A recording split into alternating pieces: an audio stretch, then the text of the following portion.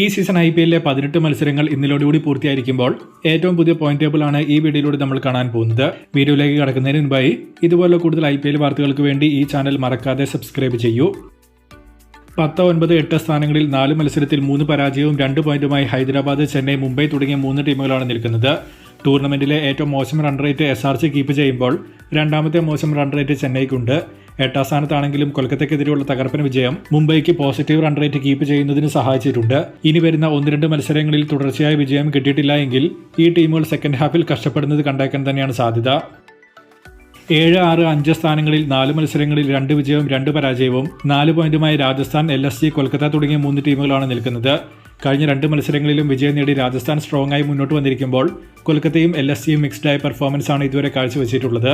രാജസ്ഥാന് മാത്രം ഇതിൽ negative run rate ഉള്ളപ്പോൾ ബാക്കി 2 പേരും പോസിറ്റീവിലാണ് നിൽക്കുന്നത്.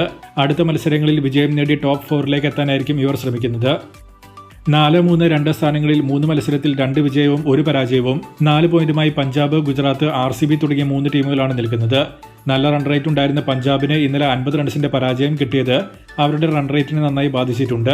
GTA 3ാം സ്ഥാനത്തേക്കും പഞ്ചാബിനെ 4ാം സ്ഥാനത്തേക്കും എത്തിച്ചിരിക്കുന്നതും ഇതുതന്നെയാണ്. RCB കഴിഞ്ഞ മത്സരത്തിൽ 8 വിക്കറ്റിന്റെ വലിയ പരാജയം ഏറ്റുവാങ്ങിയെങ്കിലും റൺ റേറ്റ് സ്ട്രോങ് ആയി തന്നെ നിൽക്കുന്നുണ്ട്. 3 മത്സരങ്ങളിൽ പരാജയമറിയാതെ 6 പോയിന്റുമായി ഡൽഹിയാണ് 1ാം സ്ഥാനത്തുള്ളത്. ഇതുവരെയുള്ള മത്സരങ്ങളിൽ ഏറ്റവും ഡോമിനന്റ് ആയ പെർഫോമൻസ് കാഴ്ചവെച്ചിരിക്കുന്നതും DC തന്നെയാണ്. ആദ്യ മത്സരത്തിലെ മിറാക്കുലസ് വിന്നും ഇതിൽ ഉൾപ്പെടുന്നുണ്ട്. ടീമിന് മികച്ച റൺ റേറ്റുമുണ്ട്.